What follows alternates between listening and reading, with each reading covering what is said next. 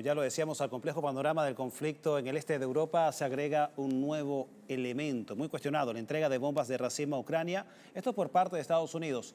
Una línea roja que hace décadas ha venido pasando la Casa Blanca y es el tema que aborda a continuación nuestro compañero Alejandro Díaz Bonet en su sección En Detalle, a quien damos la bienvenida. Buenas noches, Alejandro. Buenas noches, Carlos. Buenas noches también para toda nuestra audiencia y bienvenidos a la sección En Detalle.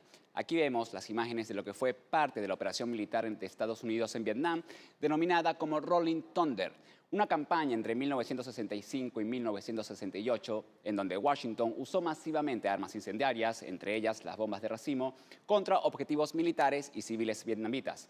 Las consecuencias de esa operación en el terreno fue una de las razones por la que en el 2008 se estableció la prohibición de este tipo de bombas en los conflictos. Algo oportuno de recordar en un momento en donde Estados Unidos aprobó el envío de estos armamentos a Ucrania.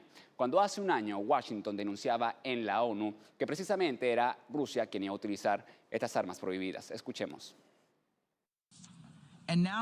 Ahora parece que Rusia se esté preparando para aumentar la brutalidad de su campaña contra Ucrania. Hemos visto videos de fuerzas rusas llevando a Ucrania armas excepcionalmente letales que no tienen cabida en los campos de batalla. Esto incluye municiones de racimo y bombas de vacío que están prohibidas bajo la Convención de Ginebra. Hasta en la guerra hay reglas, pero solo aplican para algunos. En el largo historial bélico que tiene Estados Unidos, también lo ha posicionado como uno de los países que más muertes ha causado por el uso de armas prohibidas. En las intervenciones del Pentágono se han utilizado las bombas de racimo, así como el napalm o las municiones de uranio empobrecido. Algunas fuentes estiman que Washington ha asesinado de manera directa o indirecta más de 500.000 personas en guerras como la de Vietnam, en el Golfo Pérsico, Irak y Siria, mediante la utilización de estas armas ilegales. Estados Unidos es un país incendiario que pasó de declarar la guerra abiertamente de esta forma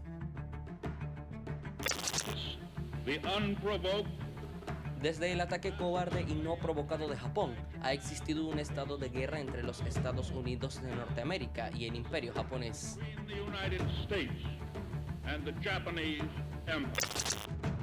A incendiar países de manera indirecta a través de operaciones militares bajo la falsa justificación de defensa.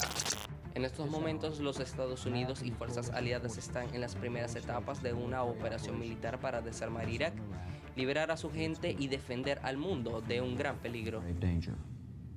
Pero el resultado siempre ha sido el mismo: destruir al enemigo a cualquier costo.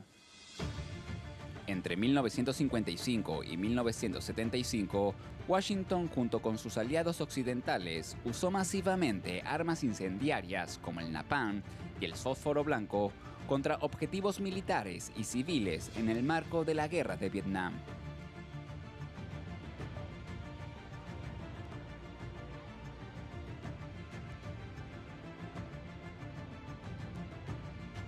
Se estima que unas 4 millones de personas fueron expuestas al denominado agente naranja, un defoliante químico que dejó cerca de 2.000 personas afectadas en 5 décadas que sufrieron enfermedades o malformaciones.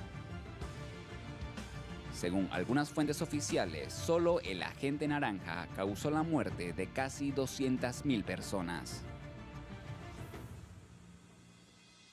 En la Guerra del Golfo entre 1990 y 1991, así como en la Guerra de Yugoslavia en 1999, Washington utilizó bombas de racimo y armas con uranio empobrecido, causando la muerte de al menos 2.000 personas en el caso de Kosovo y cerca de 4.000 víctimas mortales en el Golfo Pérsico. En Irak, Libia y Siria, el uso de bombas de racimo, municiones de uranio empobrecido y agentes químicos por parte de Occidente causaron miles de víctimas civiles y al menos 200.000 muertes, además del daño medioambiental irreparable.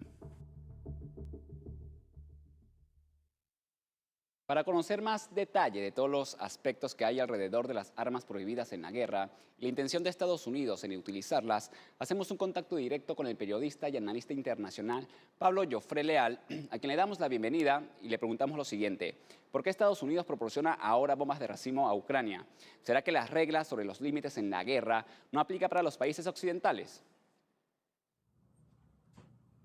Muy buenas noches, Alejandro, y su programa Mundo Contexto. Y con relación a su pregunta de por qué Estados Unidos proporciona a Ucrania bombas de racimo o ahora, las reglas sobre los límites parecen estar solo sujetos al resto del mundo y no a los países occidentales en materia de este tipo de armas, es efectivamente así, porque las reglas internacionales en materia de económicas, militares, cumplimiento de leyes, las establecen las potencias hegemónicas. De ahí la necesidad de cambiar este desbalance del poder.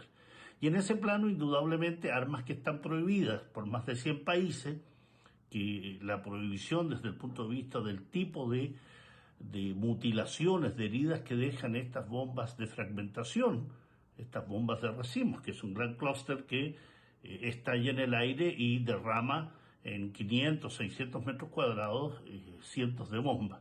Es un arma prohibida, es un arma mutiladora, es un arma que además tiene efectos negativos a posteriori, no solo desde el punto de vista de las heridas, las muertes que ocasiona en el momento de su explosión, sino los efectos que ocasiona en aquellas pequeñas bombas que quedan en el terreno y que mutilan, que generan heridas no solo a los soldados, sino también a la población civil. Y esto es producto, indudablemente, de la hipocresía permanente de potencias occidentales que han hecho de las leyes y de la forma de enfocar las leyes en el mundo lo que les viene en gana.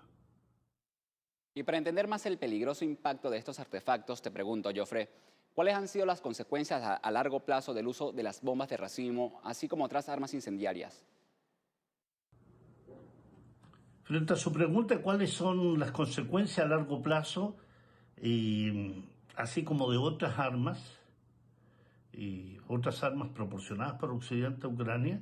Indudablemente que los efectos son nocivos, no solo en el aspecto que le mencionaba de la mutilación, de mantener bombas en el terreno durante largos años sin estallar y solo estallar cuando algún ser humano pasa por el lugar, sino lo que generan todas las armas que en este momento están siendo distribuidas y entregadas a Ucrania.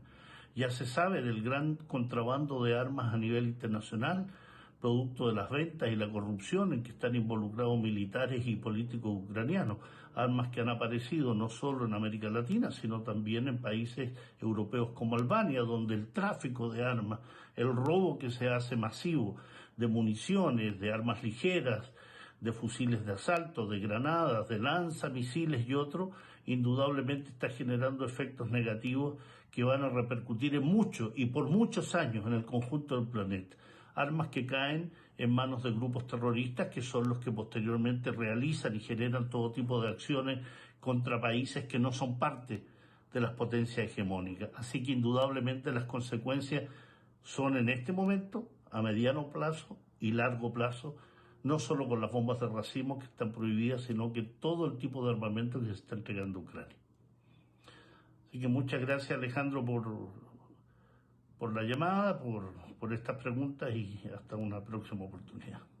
Muchas gracias a ti, Pablo Joffre, por atender nuestra llamada y por compartir con nosotros tus apreciaciones sobre esta nueva etapa en la que entra el conflicto en Ucrania, que expone también la delicada posición en la que está el régimen de Kiev, que de hecho también señaló el exoficial militar de inteligencia estadounidense Scott Reiter, al señalar que prácticamente Washington se está quedando sin munición en sus almacenes para suministrarle a Zelensky y que esta decisión no hará que la ofensiva de Ucrania sea más eficaz. Con esto le ponemos el detalle, el contexto. Buenas noches y volvemos contigo, Carlos.